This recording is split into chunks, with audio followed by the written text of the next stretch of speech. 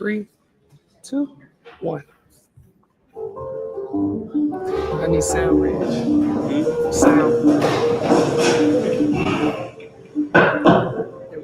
When you see ADAMA, you see unbridled Black excellence.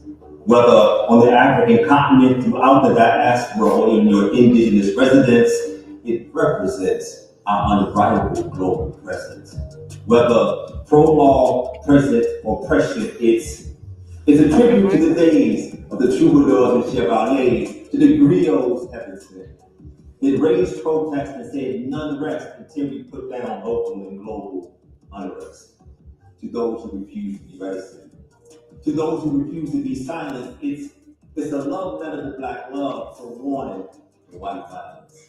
It's years of tears. It's eons of joy.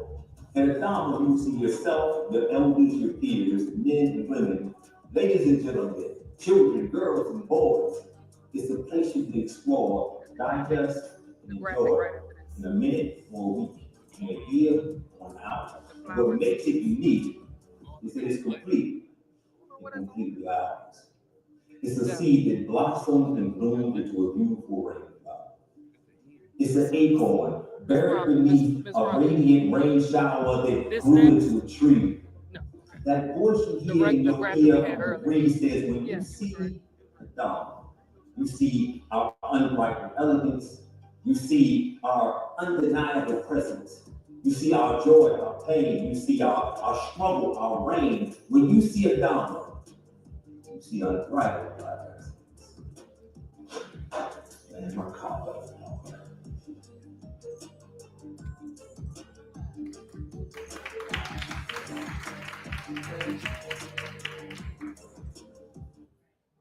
Thank you so much. Mike's not working. In the center, Ms. Rhonda. 111.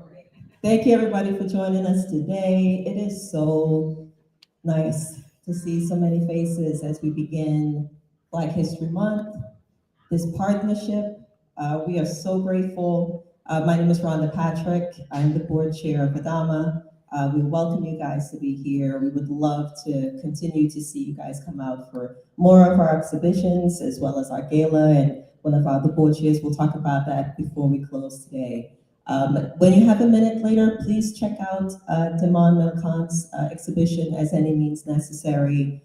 It is a 200-year-old tradition in New Orleans. He's big chief there, and it's an amazing exhibition of his work. I want to express also, just as we continue to think through, especially for this one and as we go through the year, it has been a heavy January. And I want to always position people as we think about community and what that looks like. Community could mean anything to any one of us.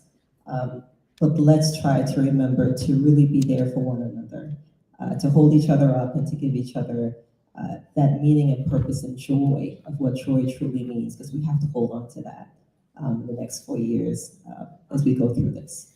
So with that, I would like to turn it over to Jamal to introduce a little bit more of you guys. Thanks again. Thank you, Rhonda. Hey, everyone, my name is Jamil Jude. At this point, you already know the spiel. I have the best job in the American theater. I'm artistic director at True Colors Theater Company. Just on behalf of everyone on staff, I just want to say thank you. Welcome, y'all. Welcome. Thanks for coming out on a Sunday, the first Sunday. You can clap for that. Okay, it's all right. Sometimes I feel like I'm setting up for the lead or, the big stand-up comic or something like that. But I just want to say that, at True Colors, we believe that we thrive at the intersection of artistic excellence and civic engagement. And right there at that middle where those two things meet is our connectivity program. Connectivity allows us to offer our art directly into community, where our goal is to inspire social change. We believe theater is a deeply political act, especially when you put Black bodies on stage, right? Our mere presence is an act of rebellion. And we're really excited to be partnering with organizations like ADAMA that get that. We are so thankful to be bringing interesting stories like Jaja's African hair braiding. In a second, I'll introduce Madam Director, EBO Alabi. But just first, I just want to, again, just highlight why our connectivity work is so important. Like I talked about, we talked about inspiring social change. And today, social action, today we just want people to connect, find community, refine community, especially like Rhonda said, after a heavy January. And the things that we have been bandied about what might happen during February. We're just really happy that we can kick it off here together in community. So we hope that you hit somebody up. Thank you. Today's social action challenge is call somebody in your family, call that friend that y'all fell out last year, call them, tell them that you still love them and that you need them more than ever, okay? Jaja's African Hair Braiding kicks off a new series at True Colors. Over the next 3 years, we're exploring this idea called Blackness is not a monolith.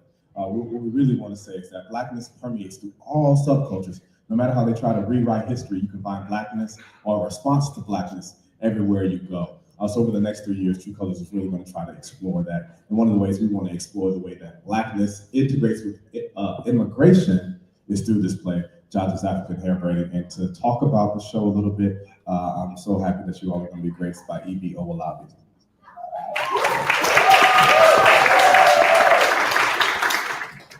Thank you, Jamil. Hello, everyone. Welcome. So wonderful to see you all. Thank you for being here on a Sunday. I am so excited to stand in front of all of you and talk about the biggest dream, which is directing Jaja's African Hair Braiding. A little bit of history about me in the play. I was a fellow at Manhattan Theater Club when this play was being produced, and I immediately ran and was like, can I be an assistant? Can I be an assistant? So I got to work on the workshop production of it before it went on to go onto Broadway, and then once it opened, I was working maintenance on the show with the cast. So from Broadway to here, I knew deep in my heart that I wanted to do it. I called Jamil, and he was like, you want to do the show? I was like, absolutely, I want to do the show. Fast forward to now, I am the first West African director to direct Jaja's African Hair Braiding. I've had a long relationship with Jocelyn Villa because of True Colors. I met her when we did Schoolgirls, or African Mean Girls play. And from there, she went on to become a mentor and a real inspiration to me, and I knew that I wanted to do this show. So that's how we got here. That's how we got to Jaja's African Hair Braiding. So I hope that all of you become as big of a fan of the show as I have been for the past 2+ years. So a little bit about the Jaja's African Hair Braiding follows the story of several women braiders from all different regions of Africa. They are all immigrants except for Marie, who is a first gen who came over and is a DACA dreamer. And so this show really shows that there are many faces of immigration. There's dignity to the people that come over. There's the fact that we all understand what it is to own a Black-owned business, to support Black-owned businesses, to have women be pillars of the community, and have women really move forward the kind of ways that we try to keep our community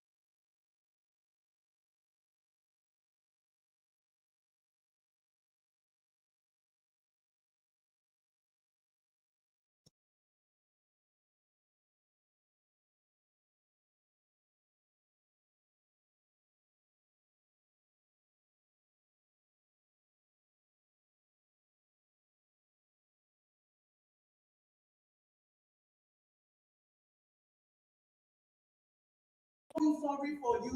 You didn't even be had. So Why mind is yourself. she You muting should me? be grateful. They're not like kids. Yeah. You see.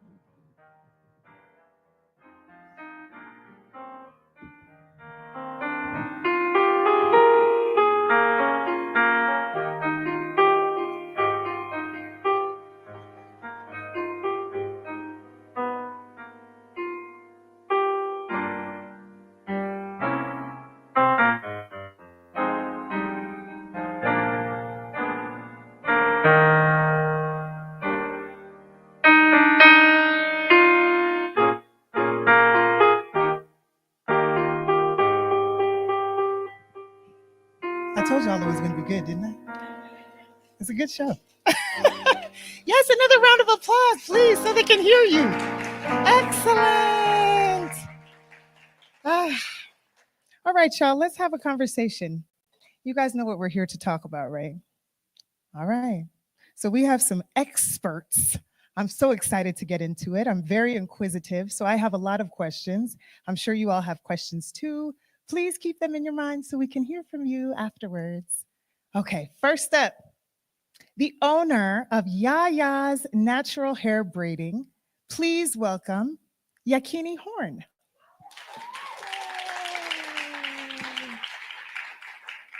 Thank you, Yakini, also known as Jaja. You look beautiful. Thank you for being here. Thank you. And the owner of A Lady Named Pearl's Modeling and Leadership Academy, Miss Linda Pearl Fils-Aime. Hey, here she comes. There she is. Yes, give her the applause. There it is. There it is. Yes, that's it. Oof. And the chair of cosmetic science at Spelman College, Dr. Leyte Winfield. Thank you so much. Yes, thank you so much for being here. Y'all, we have some experts. Do you see this? Experts.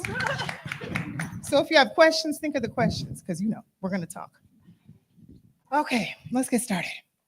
First and foremost, can you all tell us in your own words about what it is that you do, please? Hi, everyone. Leyte Winfield from Spelman College. I am a chemist by training, and so my background is in mixing things together and making useful things. And I started off in drug design, and I was working on therapies for reversing cocaine addiction, and moved in from there to creating cancer therapies, especially for reproductive cancers. But my passion, the reason why I became a chemist was because of cosmetics, and particularly lotion. You know, I'm a person who understands the challenges Black people have had with lotions during the years. They're much better now, but my goal in life was to improve lotions and work for the Pons Institute. And so I'm having this full circle moment where now I can apply my chemistry to help and improve products.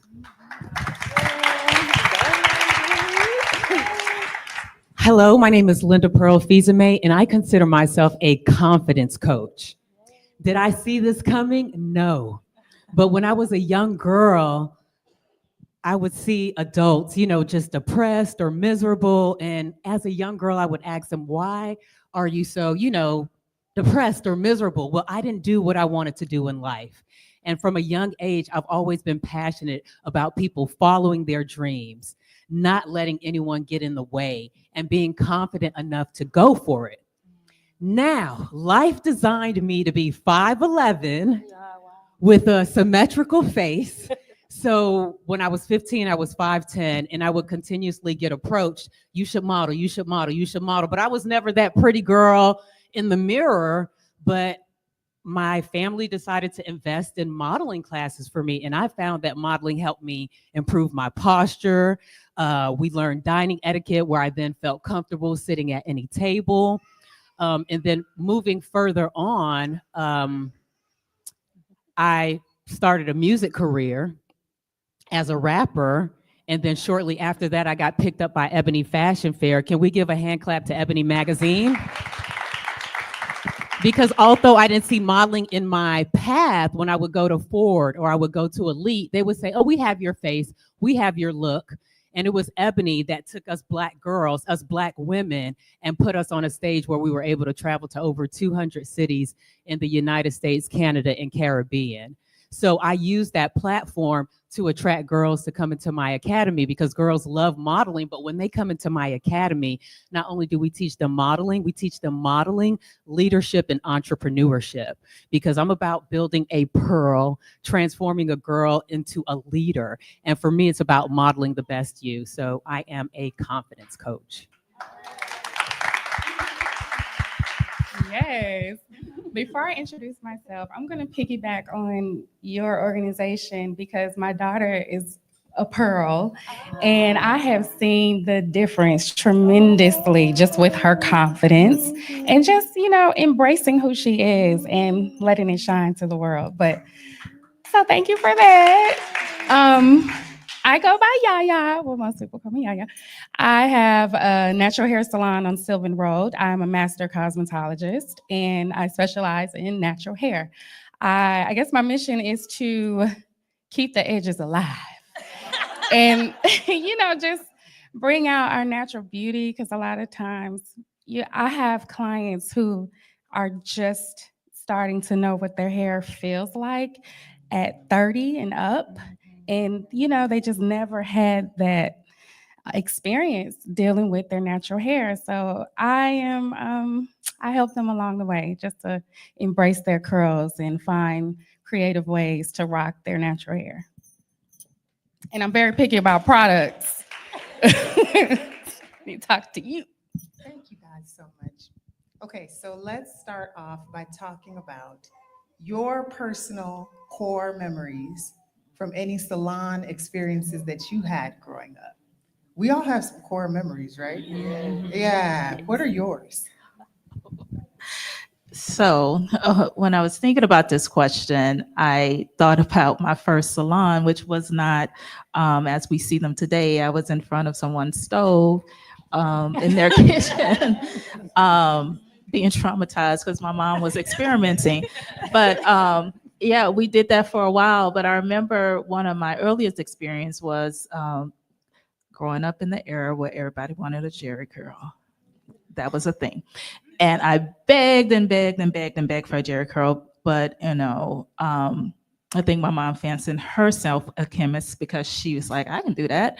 And so, so I got a Jerry curl, and I went through the trauma of all that did to my hair, having to get it cut because, it didn't work if you had a perm, and I had a perm, and I remember my aunt coming into the kitchen thinking, and that's what happened because everybody showed up when somebody was doing hair in the kitchen. But I remember my aunt coming in saying, you're not going to cut her hair. And I was like, she is going to cut my hair. And so I got this really short Jerry curl. I went through the Jerry curl phase throughout middle school. And it wasn't until, my mom realized the damage that was done, she could not fix it. And so then I had my first salon experience, and it was very liberating. It felt very luxurious. It felt like an expense that, we didn't often get, because as I told you, I grew up in a community where if we do it ourselves, we're not paying anybody to do it. And so that my mom made that sacrifice for me to go to a salon, I think was left this impression on me about investing in myself and, being okay with spending that money that's needed so that I can feel the way I want to feel when I get up in the morning and leave the house. So, yeah. Abba, I'd like to share two experiences. They're kind of tied together. So when I came to Atlanta in 2006 to pursue my MBA at Clark Atlanta University, any Clark people? Clark? Okay. I was going to the Greenbrier Mall to get my hair done and just came from Miami. So I had a perm and I was getting sew-ins. And I was getting my hair done, wanting a sew-in. And this young girl, she was like, I can do your hair. She had a blonde wig on, you all. And she was like, you need to go natural. And I'm thinking, wait a minute, you know what I'm saying? You have on a blonde wig, you're extra, and you're telling me I need to go natural. She was like, you need to go natural because all of these chemicals you're putting in your hair, they're not good for you. I can continue to do a sew-in, but you need to go natural. So I started going natural, and for the first time at 26, 27, I was feeling my natural hair again, but not used to seeing myself natural. So I continued to do a sew-in. Graduated from Clark Atlanta University, got a position at Walmart headquarters as a real estate analyst, moved to Arkansas, 5% African American. When I got to my first salon, I'm scared. It's so bad, it's so bad. So my hair had grown out to an afro pretty much because she was sewing my hair and from the cute little girl from Atlanta that always made me feel good. I could still be fly, but the natural is growing in. So I get to Arkansas and I walk in this salon and they're feeling the texture of my hair and they're like, here goes Celie. Oh, no, they didn't. And she convinced me to get a relaxer, or she was trying to convince me to get a relaxer because again, this community is 5% African American. And this was in 2008, 2009. And although we know the natural hair movement is going on, in Atlanta, it was so in your face. In Miami, it's a mixture, and how we are talking about, we're not a monolith. Monolith, I'm saying that right? So I got there and they just made me feel like they reversed me in a sense, in terms of my Black pride and my natural Black beauty. So then when I got to Arkansas, no one really wanted to work with my natural hair. So then I end up relaxing my hair.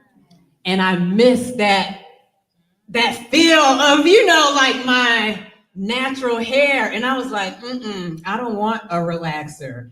So then I end up leaving Walmart. My intuition told me to leave, become an entrepreneur. I came back to Atlanta, started the academy. But before I started the academy, and when I left Walmart, I just shaved my head.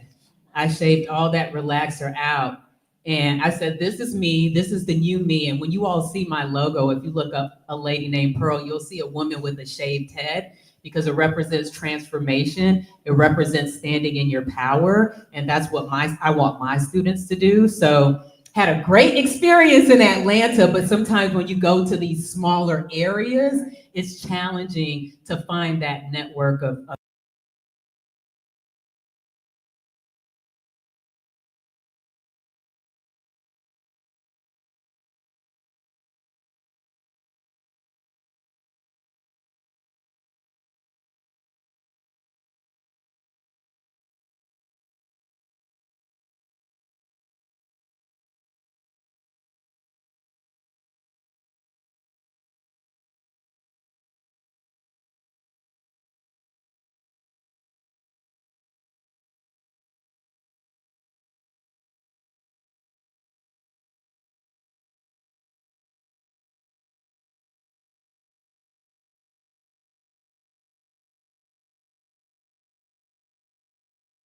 I guess it was a waste of money, but I did have the experience of flowing in the wind.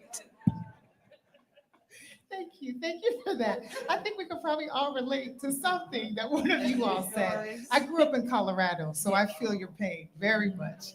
But you all have such different platforms and experts in your field. So I'd love to know, for your specific platform, how do you feel like you are shifting the narrative so that Black women feel comfortable in every space that we're in?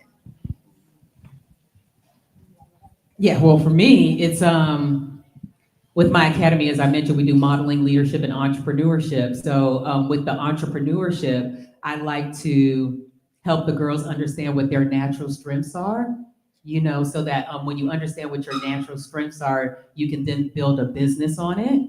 And when you understand who you are and what your contributions are to the community, to society, I think that brings confidence and allows you to move in different spaces. I'd say, well, the salon is more than just going to get your hair done. We become family. We become way more than that. I'm a certified therapist. I've put in enough hours, but just loving on each other. You never know who's going to be in the salon with you. I've had a client come and she was starting her locks, and one day she just started crying. And I was like, because I'm standing behind most of my clients. So I don't always see their face, but I could feel the tension in her body. So someone else came in, but we started this conversation, and she was just saying she does not feel pretty. And she was like, my hair is ugly. I don't, and everybody in the shop was like, your locks are gorgeous. We could see the beauty in her, but she couldn't. And so it's hard for situations like that, because she came several times, but I'm sure she went back to whatever made her more comfortable, what she equated as beautiful. But it is nice to be able to address those traumas from early on, and not seeing each other as beautiful, and peeling those layers and just loving on each other, but also reversing alopecia. Because Black women, we have the most cases of alopecia, and it a lot of times happens at a very early age. We're talking about in teens. So, just learning different ways to care for our hair so we're not going bald by 21, So we have a lot of information on products that help with hair growth and stuff like that. So, yeah. So I really love what you said about going to Walmart, because as I think about my platform, and I'm going to go real slow here because I need to remember what words we can't use right now. But so since we live in democracy, I would say that, as a professor and as division chair for natural sciences, as well as the director of cosmetics, one of my areas is to make sure that when my students leave Spelman, that they go into environments that are not only accommodating them, but are shifting so that they can find their communities in that space. So we know Spelman is exceptional at preparing Black women to be scientists, be it going into engineering schools or graduate schools. That's what we focus on doing. But what we were finding is that some of the reasons why students don't go into certain programs is not necessarily because of the intellectual environment, but the community that they can find. So when I walk into spaces to not only advocate that my students have a presence there, that they can matriculate to through those programs, we're also talking about, now, where's the hair salon? And, who do they go to if they just want to talk and vent? I've gone into a couple spaces and very competitive institutions where when you talk to the Black students, they talk about how they have to, they might be listening to, I don't know, Kendrick Lamar, whoever I don't know what the young people do these days, but when their advisor comes in, everybody's trying to connect, and so it's like, oh, what you're listening to, and they go through this whole triggering response where they have to reposition themselves and their thoughts and say, oh, a podcast, and so that is, helping those institutions to understand how these different elements play a part so that they not only are making a space for the students' intellectual contributions, but they're making a space for the student. And so that means when I come, don't treat it as trivial when I'm asking you, where can I go get, I'm from Louisiana, where do I go get my hair did? Or make my groceries. Don't tease me for that, because that's what we do. And when I wear my hair a specific way, don't ask me to touch it. Don't even mention it. Let's just go about the conversation. But these things about how we present ourselves, what we perceive as beauty, kind of gets responded to when we walk into these intellectual spaces before they understand that I am also an intellectual. And so for us, as professors, it's not only about teaching our students, but we also are fighting these battles behind the scenes so that when our students come into those places, they're not responding to the fact that they have designs on their fingernails, or they, wear wax print, right? Or they're very colorful, or they are wearing the big earrings. It's just, this is who I am. I'm a human. It doesn't make me less intellectual, but this is how I'm going to present my art, myself, to the world. Experts. I know. Please. You guys see what I'm talking about? Experts. I hope you all are getting your questions together. You got experts up here.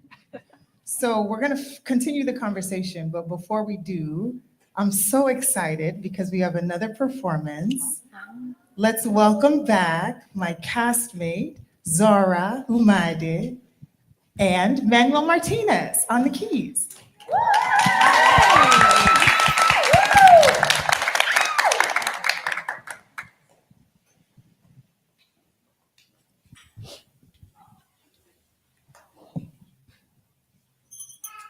Good afternoon, everyone.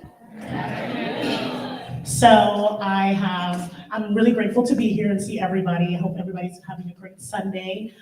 Please come out and see Jaja's African hair braiding. There are flyers hanging around in the corners. So I just wanted to share a song with you guys that I wrote that was inspired to me by this play. I'm originally from Enugu, Nigeria, and I'm Igbo. And after reading this play, I could tell that I just needed like a sense of hope and sounds of triumph. So I went ahead and created a song that was tailored to back home. Give you a little feel of our music and how we like worship together and sing songs together. So I really hope you love the song. It's called Jehovah Idebube.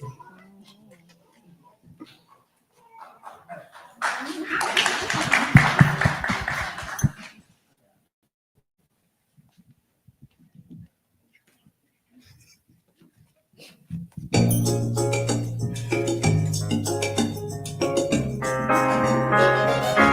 are walking in this life every day, step by step. He gon' make a way, the source of our strength and our song each day. Oh Jehovah, oh Idebube, rise up, stand firm, for our backing is confirmed. Rise up, stand firm, for our backing is confirmed. Unity brings us together, but division divides.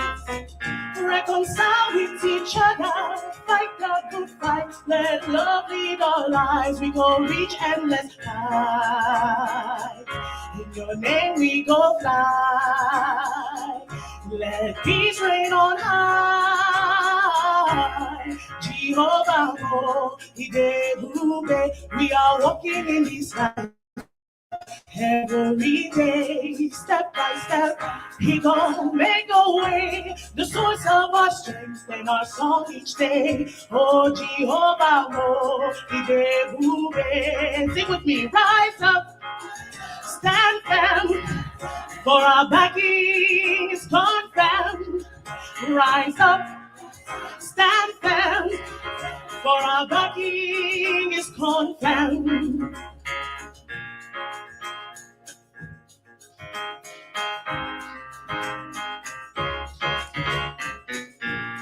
Cast away doubts, fear go reroute. I say, cast away doubts, you're equipped for the route. Fear go reroute. Cast away doubts, fear go reroute. Cast away doubts, you're equipped for the route. Fear go reroute. Walking, walking in this life every day, step by step, He gon' make a way, the source of our strength and our song each day. Rise up, stand firm, for our backing is confirmed. Rise up, stand firm, for our backing is confirmed.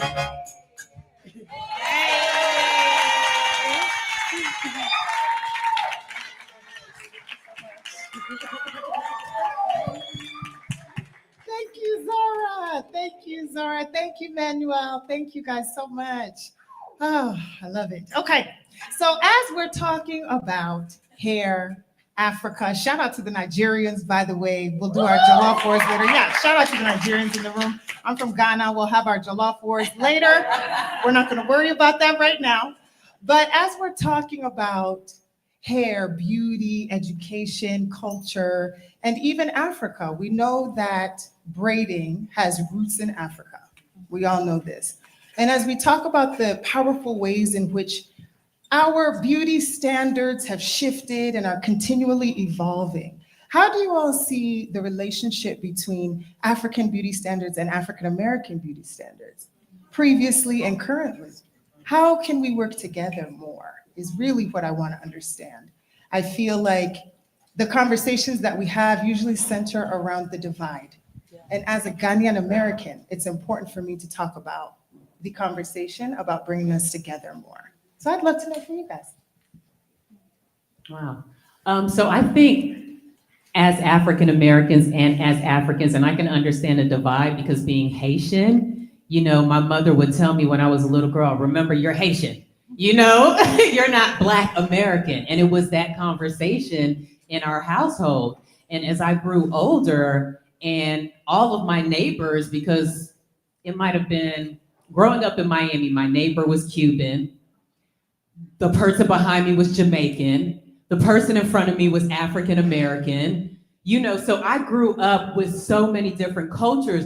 So my African American, I'm just gonna call her my grandmother, when she would make sweet potato pies, I would be the first one running to get those sweet potato pies because that didn't come from Haitians, like, you know, we didn't grow up with that.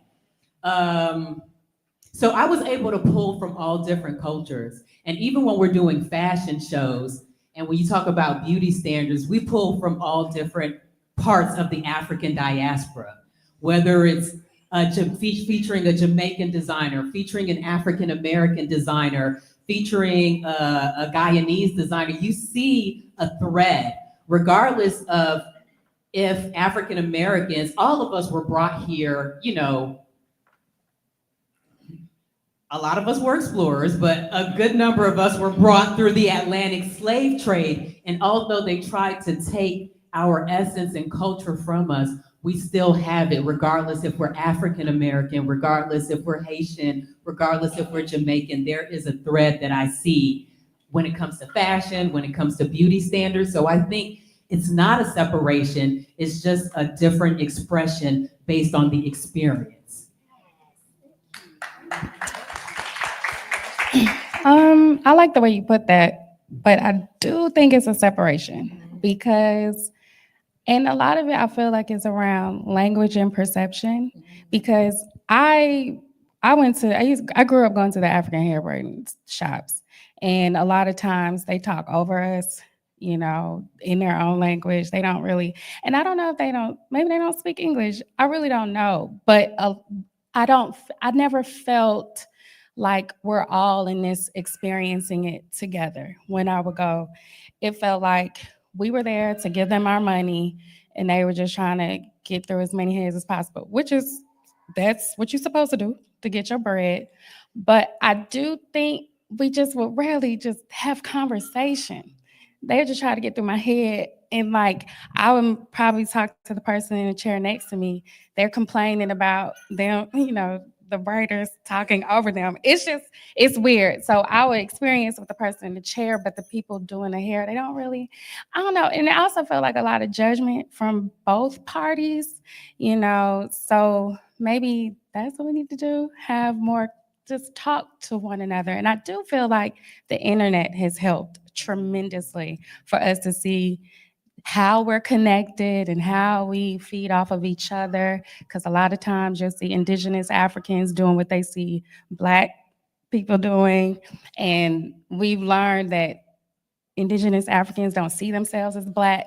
So then it's like, you don't want to offend, you thinking we're all, I don't know. It's just a lot of separation for no reason, in my opinion. And then a lot of times the Africans that were braiding our hair, they didn't even wear their hair braided. They were just braiding ours. And now I even see more lace fronts in the African community. They don't really wear their natural hair. And I feel like because they also don't have to be educated on how to do hair, it's more so traditional, passed on from whoever taught them. So they're just grabbing the hair and going. But a lot of times you would see if you got your hair braided too much from the Africans, your hairline would be pushed back. So it's like, I don't know, but I feel like a lot of it was technique. So a lot of times when they would knot the hair at the base, it would create like a scissor effect and it would cut the hair. So while you're rocking the braids, your hair is being cut, the whole time. So I don't know. You don't have to have a license to do braids. So maybe that's part of it too. We can educate one another on just the care for their natural hair, because again, we're talking about alopecia, and alopecia areata is when you're losing all of your hair. And so a lot of times whoever was braiding your hair in those African braiding shops, they did not have hair. So it's just like, I don't know. I don't even know where I'm going. No, thank you for sharing. No, that's important. I mean, and of course, that's your experience. Yeah. And I think one of the things that you brought up is so important, and that's what we're talking about in this play. Because when we go get our hair done or our nails done, or anybody that's going and having a service done, a lot of the time, us as the customer, we're not necessarily thinking about the person who is performing the service for us. So one of the things I personally love about this show is that you get a chance to live their lives with them in a day, and you get a chance to see maybe what they would have been saying if they were speaking English. You get a chance to really feel out what's going on in the lives of the braiders or in the lives of the person that is helping you. And I'm sure there's some days you come to work and you are in a bad mood, or you yourself have stuff going on, but because that's your job and because you have to service somebody else, it may show up in a certain way. But I think that's why conversations like this are so important. That's why the play is so important, so that we can continue the narrative that none of us are a monolith. Not Black women in the United States, not Black women in Haiti, not Black women in Ghana. All of us have different levels. And I'm so glad we're having this conversation so we can continue to highlight that. Dr. Winfield, please. Oh, thank you. I think we've all had that experience where we felt like our ends were, screaming for mercy. But but I think the African American divide is real. I think that there's also been this longing for there to be a reconnection. And I remember my first trip to Ghana, I didn't know what I was expecting other than to get to the continent, get there. But it was something I didn't know I needed, especially when you go through the door of no return and then they turn you around and say, look up, and it's like, welcome home, and everybody's boohooing, and like, I don't know, I'm crying. And it's just that, reacclimation into where I came from, and just being accepted back, and just not knowing that I needed that welcome. has really, really spoken a lot to me. And you see that a lot in our culture. So you see, I think we're probably in the third wave of that. I remember, I don't remember, I wasn't here, but there was a time back in the 60s where people were letting their hair go home. And, you first started seeing the dashikis reemerge in society. And then you have the time in the early 90s where there was always rocking the red, the black, and the green. And so there was always this cry from inside the African American community to figure out where it fit in the diaspora, trying to reclaim their roots. I like when I go to the braid shops, the first thing they say, "Who your people? You look like my auntie." I say, I don't know. And I would love to know, and so they do take that moment to say we are family. And I've appreciated that over the years when they do try to figure out if we're connected, because a lot of us in the African American culture are trying to refine that connection. We want to go back. We know that, our generational records stop at a certain point because of slavery, and we're trying to reconnect that. And I think that if there's more intention of trying to reaffirm how we're connected, then we can probably get past some of this. I love that. Thank you. And I agree. I feel like even this conversation we're having now, we should extend it to the other people in our lives who need to hear this. We all know that we have people in our lives that should be in this conversation as well. So please, I encourage you to continue having this conversation with them. Another really important aspect of the play is entrepreneurship and Black women entrepreneurs. So we have a couple of them up here with me. Oh, I have so many questions. Let's talk about what was the most difficult part of the journey? And also, how do you encourage yourself when you get to those difficult moments? Because we may have somebody in here right now who is thinking about pursuing their dream in a way, and also sitting up here and being on a panel one day. So we want to hear from you all. How do you get through the rough times to get to where you are today? Oh, okay. You learn to save. You always have something for those slow periods. But I would say the hardest part with the entrepreneurship journey was starting. Once you start, you kind of just figure out how to keep going. And a lot of it for me has been community, because word of mouth, I've gotten more clients from word of mouth than anything else. But also being dependable, because once, you're building a relationship, constantly you're building a relationship. But also when the pandemic hit, that's when I really got scared, because that's when I realized, I have to show up to work and everybody's at home. Eventually people came out because they didn't want to look crazy on camera. So, when everybody's having their meetings on Zoom, I was like, okay, I'm still in there. It's okay. They're coming back.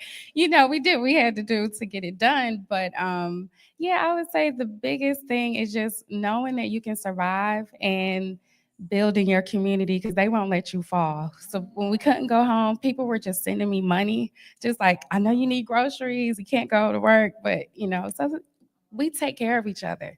And that's also cultural. We've always taken care of each other.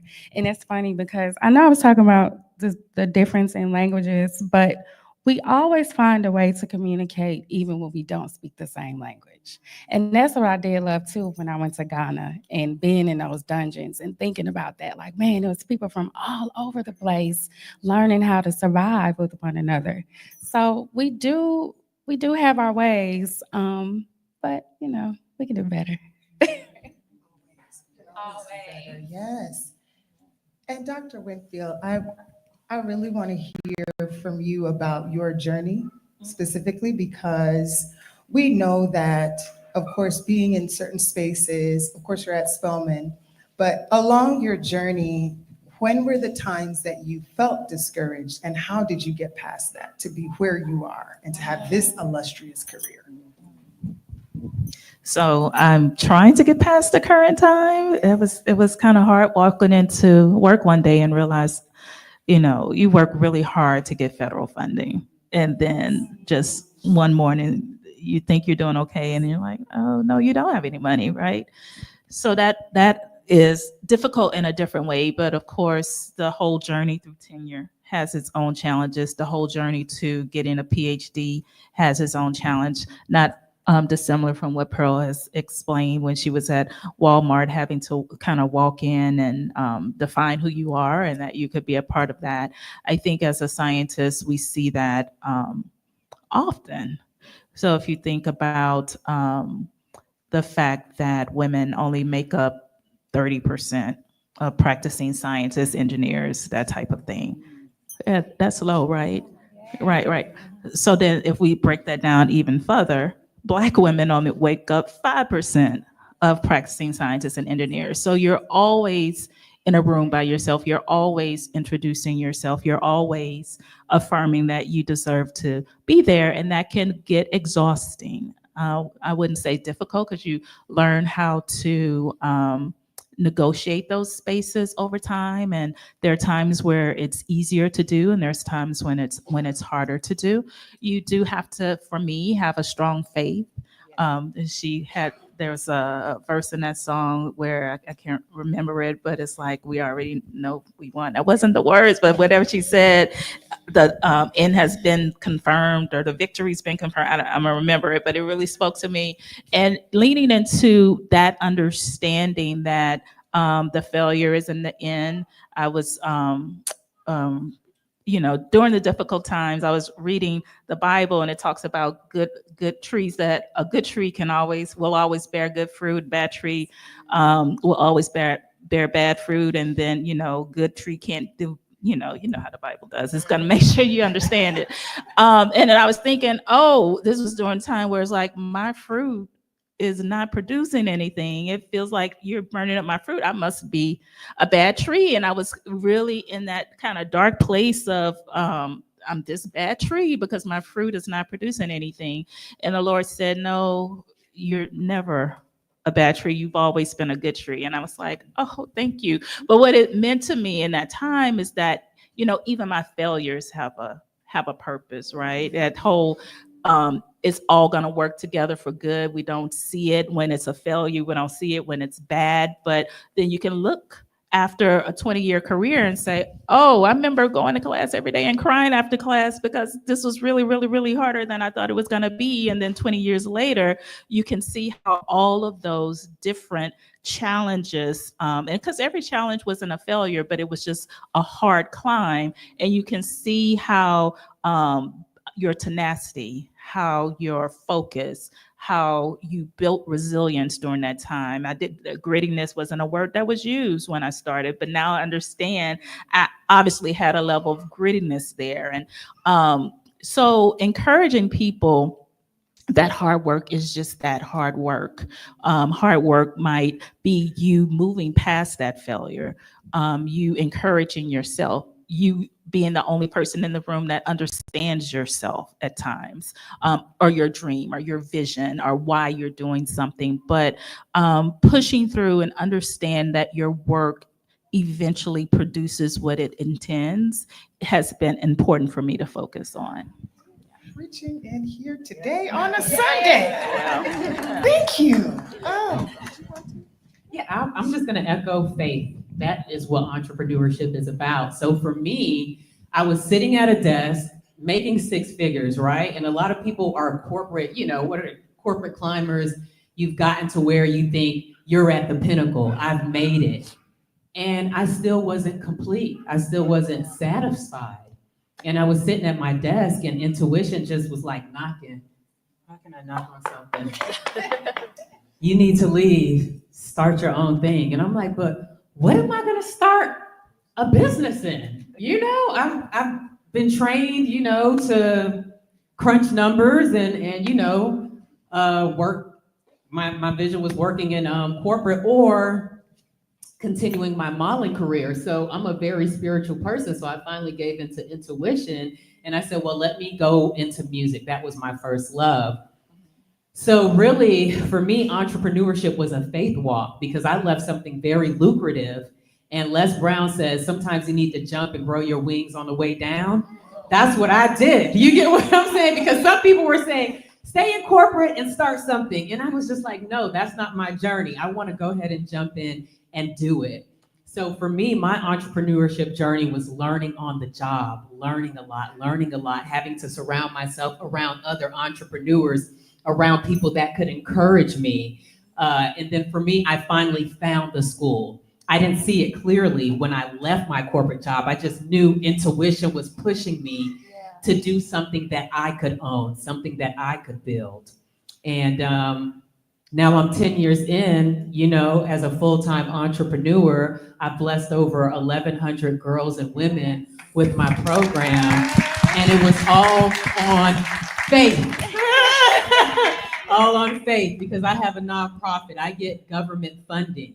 And there's a lot of freezes or trying to freeze government funding. So when it comes to community, I've had a lot of people just donate to my organization when I thought, oh my gosh, how am I going to make it? Boom, a huge donation comes in. So faith has been the biggest thing for me with entrepreneurship.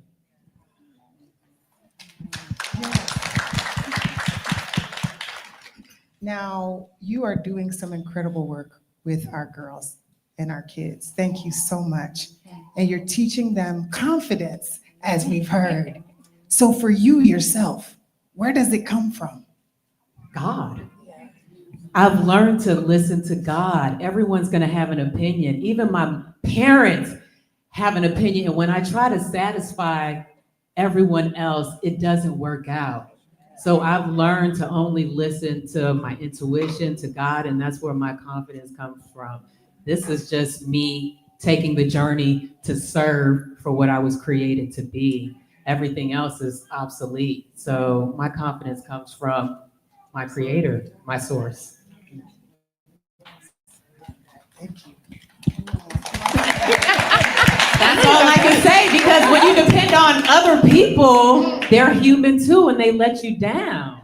And I want to own my journey. I want to do it my way. I don't want to, at the end of this journey, be on my knees. I want to stand up and say, I served you, and I served you well. That's it. So you all look incredible. I love fashion and beauty, and you guys look great.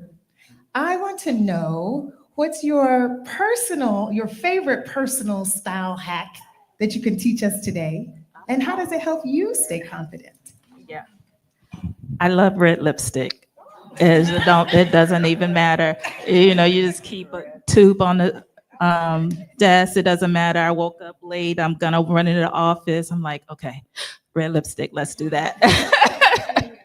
It just gives you that burst of energy, that feeling like you've done something for yourself and you've paid attention to yourself before you leave out the door. So that's number one. Number two is I do love braids. It's so finding a good takedown bar, because I'm not taking them down anymore. I'm past that time in my life, but just being able to have somebody to do my braids that respect my edges, and then having someone to take them down. That's wonderful. Yeah. I was thinking about this question, style hack. For me, because people always ask me, how do you keep your skin? How is your skin so? What do you use? And I'm just like, water. I don't have any style hacks. I wake up. What is it? How Beyonce say it? Don't kill me. Or I woke up like this, or born this way. I don't have any style hacks, you all. I just wear whatever makes me feel good. If it makes me feel good, that's what I do. That's my style hack. Wear what you're comfortable in, wear what makes you feel good, and that'll permeate as you communicate with people. That is it. I don't have any product. I don't have any specific thing. Just wear what makes you feel good. Oh, y'all know I have all the products, but a little hack, like my hair, the other day I had my hair, 6 big Nubian knots, because I wanted my hair to be curly. Took them out today. Boom, we have curls. I love mascara. If I just don't even want to do my makeup, I'll put on some mascara and I just feel pretty. Lip gloss. I love lip gloss. And then a nice heel, just feel feminine, you know. Sometimes you gotta put on your heels. And a nice scent. You need a nice perfume or oil. That's right. Oh, and toner. Toner is my best friend, y'all. Okay, you get even skin tone. It clears and prevents hair bumps. It doesn't have alcohol in it, so it's not gonna burn your skin. And yeah. You have any more? I have 20 more. She got it. Please share as much as you want. got it. Okay. We'll come to you after. Yeah. Do you have more? Give us your site We'll so come we to you after. Yes, please. Okay, the time's come. I know you all have some questions, right? I hope somebody has some questions. We have experts. Any questions for our experts here? Anyone? Yes, please. We have a microphone.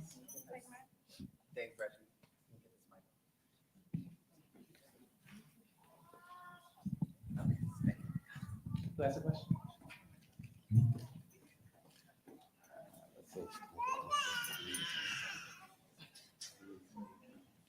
And can I give a shout out while we're here? Some amazing beauty people in our community. We have Batu Collections, Adriana Moore, amazing fashion designer in the building. And we have our godmother, Miss Trina Parks. She's the first African-American bondwoman, played opposite Sean Connery in the building as well. Trina Parks. Okay, thank you all so very much for being here today and sharing with us. The question that I have, and I guess it could be directed to the chemist, toxic hair products. If you could speak to that. Yeah, so this is a popular one, especially with that 20-year study that came out.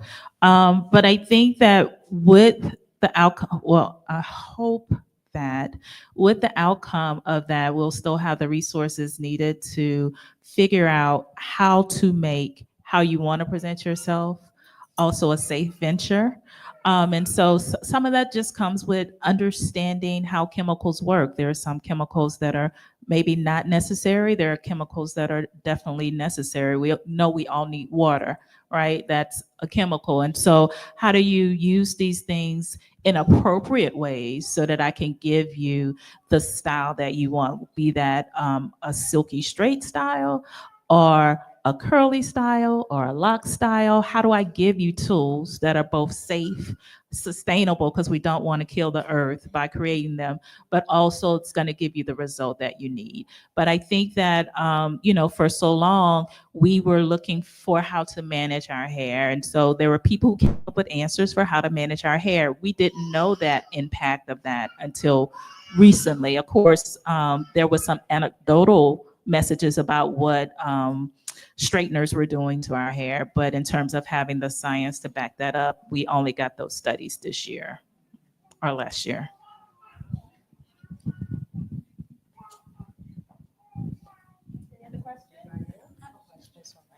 Bringing the mic to Thank you. Hello, I am Vina Critchlow, and I want to know, I have two questions. One is, how can we connect with each of you? Well, one of you I know how to connect with. Hey. That's family. The other question is, what's next on the horizon?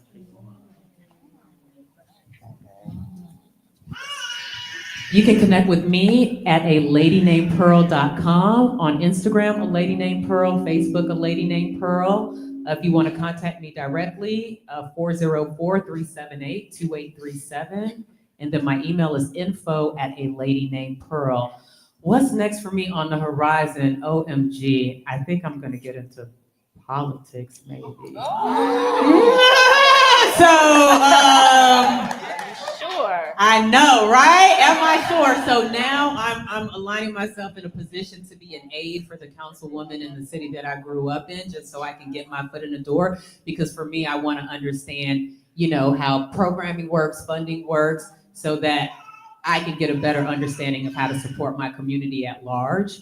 And then I'm also a musician, so continuing to do that work and continuing to expand. So I wanted to mention during COVID that we went online and we were able to get students from Africa and students from Jamaica. So, I went to Jamaica to meet my students in person. I'd love to go to Africa to meet my students. So as we're talking about connecting us as sisters, maybe, my school is a platform for that because during COVID, it was beautiful to see our students here in the States be able to study with the girls in Africa. They were coming online at 10, 11 o'clock at night to take the classes. So it was a way for us to bridge. So putting more time into that platform as well. So for me, obviously the cosmetic science program launched in August. And so I didn't know what we were doing till you said it. We are flying and growing wings while we fall. But because it's growing at such a tremendous rate, I am excited about all the success, but now we're trying to make sure we have things in place to keep up with the growth. But rolling out new courses, new partnerships. In the summer, we actually cosmetic science, I love it, but of course I got in as a traditional chemist, and then through being at Spelman, I would really focus on promoting Black women in STEM. And what sexier way can we do that by giving people the tools to make the products that they actually use? And so we try to influence young ladies as young as high school age through our summer science camp, which is the Science of Beauty, which had the first time last summer, but we'll have it again this summer. And then we have a lab intensive for undergraduates who don't have the program at their institution. So we have our traditional curriculum that we're growing, as well as these other kind of outreach initiatives as well. How can we stay in contact with you? Oh, that's important. So you're not going to remember how to spell my name. So do cosmetic science at spelman.edu, or you can go to the website, Spelman website, and just put in cosmetic science in the search engine and you'll come to my page. That's the easiest way. Instagram, Yaki Drama, that's me, or the salon is at Yaya's NHB for Natural Hair Boutique. My number is everywhere. What else? I'm working on stand-up right now. I think I'm funny, so I'm gonna give it a try. But no, it's just really fun for me. My daughter and I want to be more involved with community. I really want to teach girls how to do natural hair now. My daughter asked me yesterday, she's like, I want to learn how to color. I was like, oh, okay, well, come on, let me teach you. So we learning something every day. But my daughter and I also just started our company. We wanted to do something that helps mothers and daughters bond. So we're doing different activities throughout the year just to create that environment. Last month we did a Plant Your Prosperity plant. Is that right? Plant Your, yeah. And so it was such a great turnout and it just really felt good. I think that's my mission, to just bring community together. So yeah.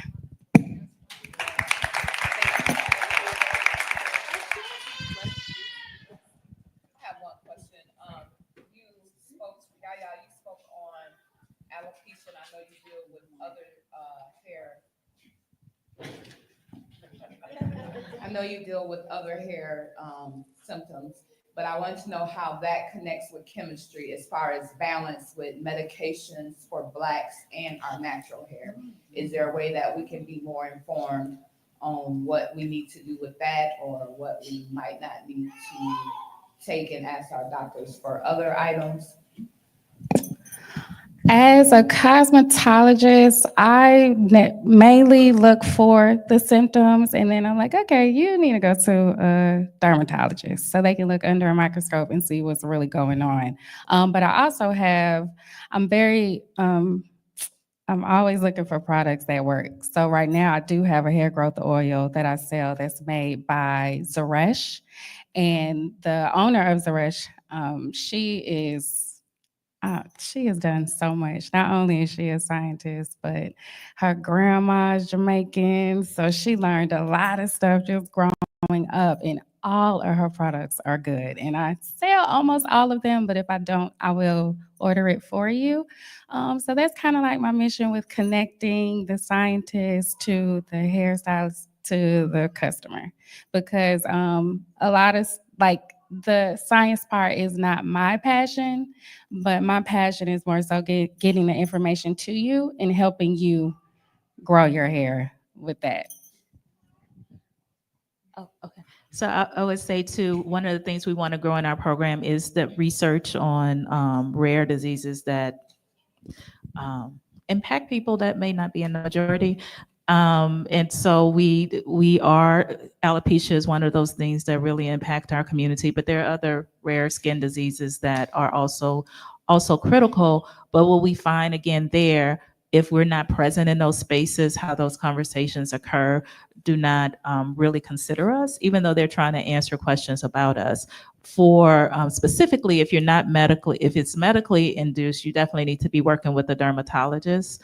But there's a company in Atlanta called Myavana, and so they will take like your, you can either go in and they'll take a picture of your scalp, or you can send in strands of your hair and they do a complete diagnostic of this is what's going on in your hair, and these are all of this is your whole hair care routine that you probably should be following. And they're brand agnostic, so you may have a mixture of things from from a beta all the way down to pattern, just to get the right mix of ingredients that will help you. But they are actually being incorporated into a lot of salons. But if you just want to know what's going on in your hair, and it's not really alopecia, but you might be concerned about thinning, they could help you with the scalp scans that they do. Myavana, all one word. I just wanted to mention that the World Natural Hair Show is happening here April 25th through the 26th. So there's a lot of different brands, whether it's with any condition of your hair, that'll be here to service us. So I just wanted to mention that. That's happening here April 25th, 26th in the Georgia Congress Center near the airport. Okay. You said the World Natural Hair Show. Yes, we have Talia Wajid right here in our community. It's a 25th anniversary. I'll be hosting the event. So I'd love to have all of you come. It's an amazing event with over 200 to 300 vendors focused on hair products and our community. Go through promos. I like that. Okay, questions? More questions? Yes.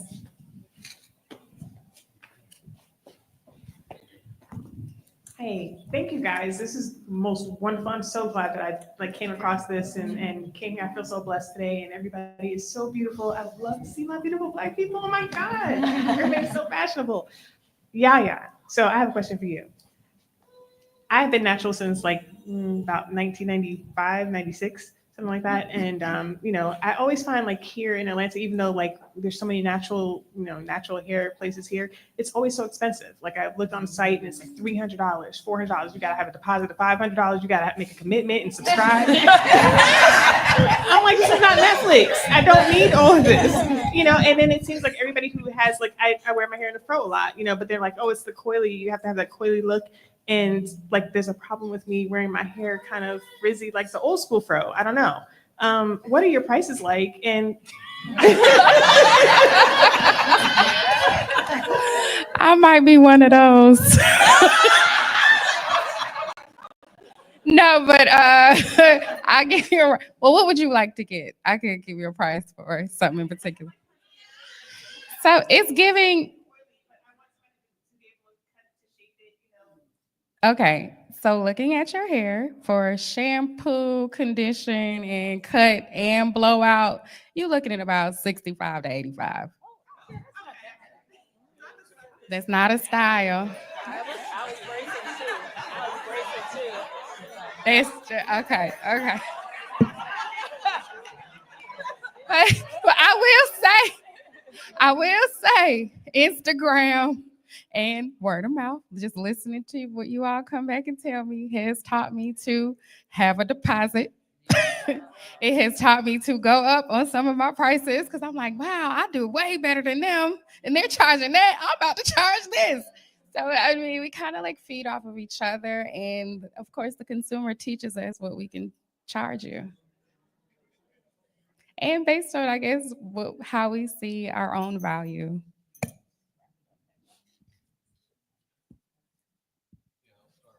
Quote, it's one I heard a while back from my father. It's to seek knowledge is to seek God. And there is evidence of spiritual growth and enlightenment when it comes to coming to the shop, sitting down, relaxing, and getting that hair did. So I wanted to know what edification of your spirituality and of your service to God have you seen in your lives and those you serve? Okay. Dang, I need Wikipedia. Wait, what? Yeah, one more time. Just to end part.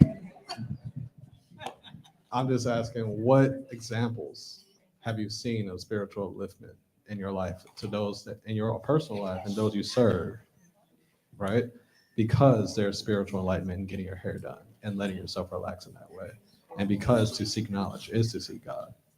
And you both, all three of y'all are very knowledgeable, extremely knowledgeable. So I figured I'd ask. Well, for me, I'm not in the service of doing hair. I'm in the service of building confidence. And something really touched my heart the other day. So I started in 2015. One of my graduates, she graduated in maybe 2017. She's in college now. And now her mother is enrolling in my course. And for me, my edification is generational. So the fact that I impacted her daughter so much, and she's been on a recent weight loss journey, and now she's coming to me to take her to the next level, it just touched my heart because she always sends me notes on how much she appreciates what I poured into her daughter. So it really touched my heart that now she's coming to me. I'd say God is in these hands. Thank you. Yeah, because sometimes I'll do some stuff I didn't even know I could do. And I'm like, oh, cool, it worked out.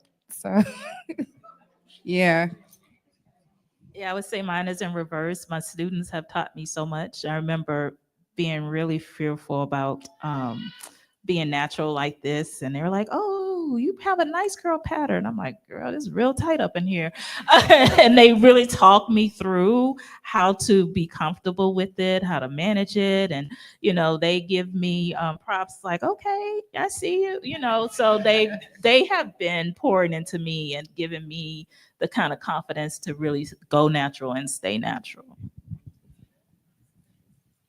I think this might have to be our last question, sadly.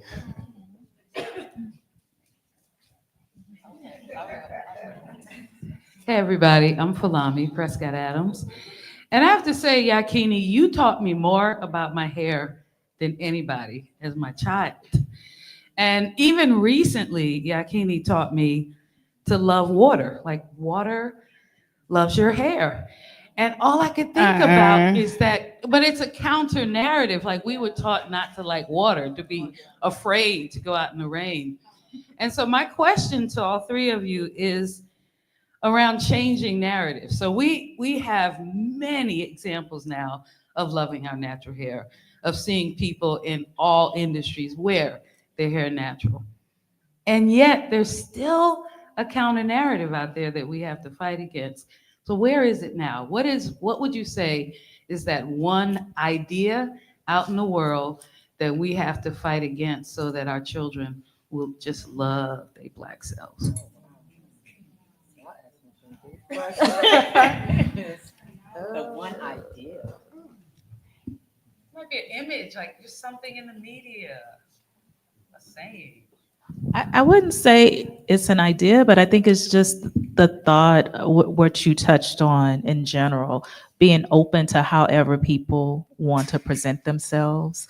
I'm an old soul, so when I first started seeing the different color hairs, it was like, ugh. But I had to realize in the same vein that's their self-expression, and we have to give space for that. So whether it's natural, or whether it's those individuals that are still dependent on the chemical straighteners, we have to love all of them and give them a space to be, because it's only in that acceptance that even how we want to present ourselves can be accepted. So I just think loving everybody the way they want to walk out the house in the morning. Yeah.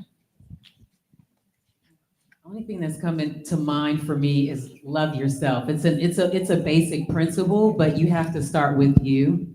So that's the idea I would leave for the next generation is love yourself. And in loving yourself, you start going on a quest and a journey and trying to understand who you are, who came before you, and when you go on that journey, you add knowledge, to who you are. So I would start with learn to love yourself. Silence the haters. Just do you. I remember when I first moved to LA and everybody was like, well, your hair, I had a big fro. They're like, oh, your hair is retro. What are you going to do with that? And what are you going to do with that? They look at my gap. What are you going to do with that? Like they were just picking me apart and I wasn't used to it. I got a lace front and this is before lace fronts were popular. Okay. And me and my friend tried to glue it ourselves. And I just looked like a scary alien freak. I don't know, but it was not okay. But I was more comfortable looking crazy than wearing my natural self. And then, as I get older and I'm embracing and loving on myself, I'm like, man, I'm fine just the way I am. Y'all, I have hair on my legs under here. Why? But I didn't feel like doing the V and burning my legs. I was like, you know what? I'm going to wear a long dress. So do you and whatever makes you comfortable because it's about your shine from within.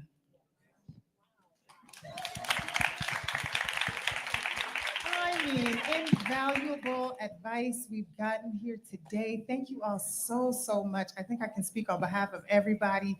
Thank you, thank you, thank you. Thank you for your work. Thank you for keeping strong on the days that you were struggling. Thank you for being an example to all of us. So let's give them a huge round of applause. Thank you, thank you, thank you for being here.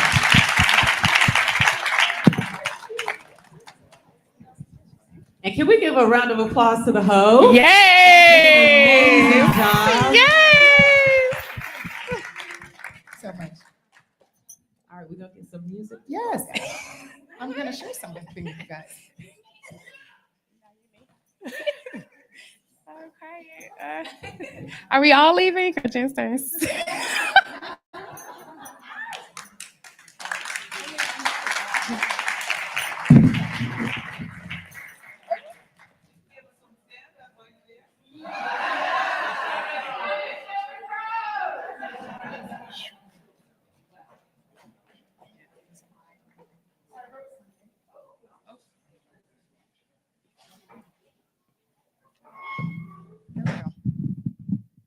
I wrote something to close us out.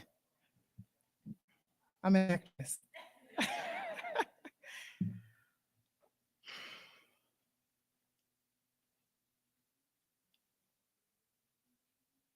A cord of 3 strands is not easily broken, and neither are we.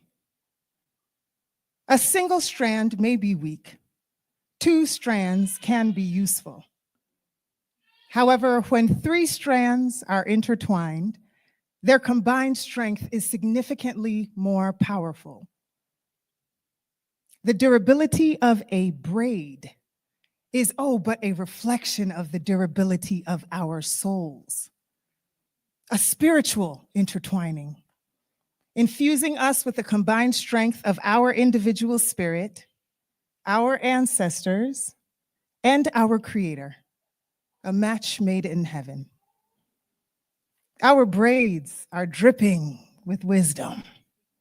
And our braiders, the gifting in their hands is the conduit that ignites that spark of self-confidence.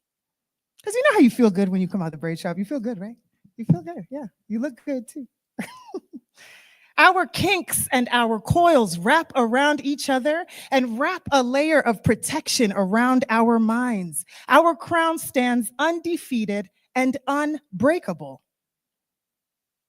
The naive would simply call it a hairstyle, but the conscious understand the power in those woven pathways.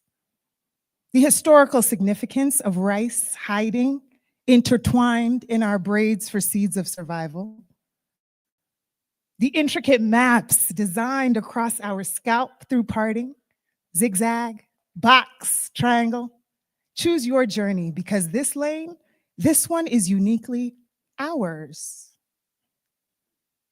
The next time you ride past a hair braiding salon, understand that there's magic happening inside of those walls.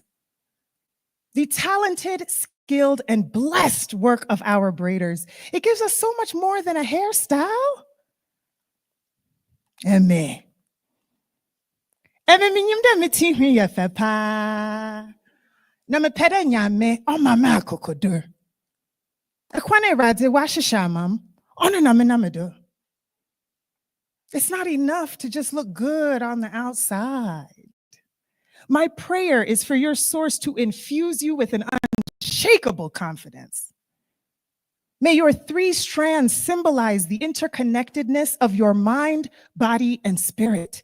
I pray that your soul is nurtured, aligned, and harmonious. May your cells remember your ancestral royalty. May your mouth speak words of self and mutual appreciation. But most importantly, may our crowns forever, always, and eternally stay anointed. God bless y'all.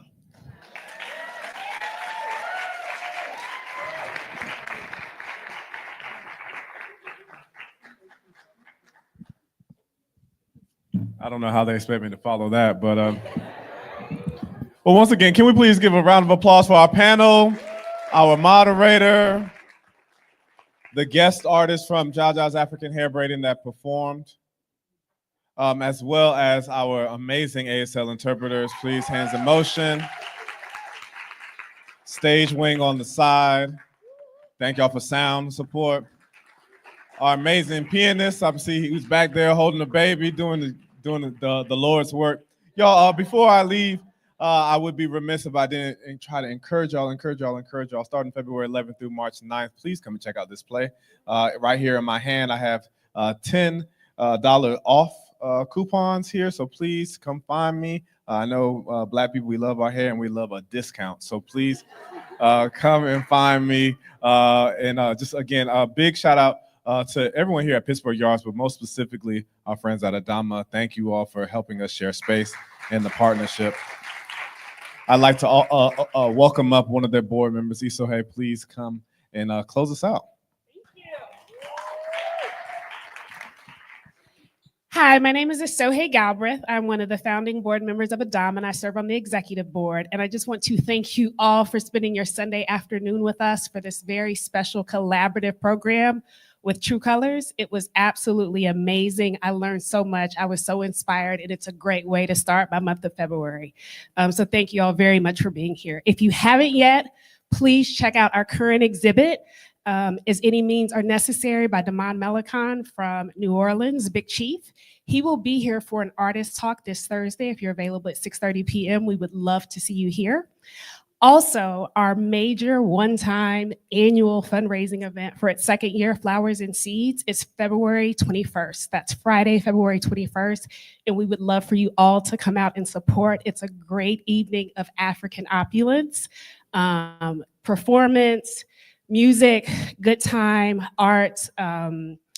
We will be awarding and pouring into a flower and seed recipient that evening. If you're not already following us at adamatl.org, please check us out online. Also, Adama_ATL on Instagram. We would love to have and see you all come out again. And thank you again to the performers, to the panelists, to the moderator, and True Colors for collaborating with us on this awesome event. Thank you guys so much.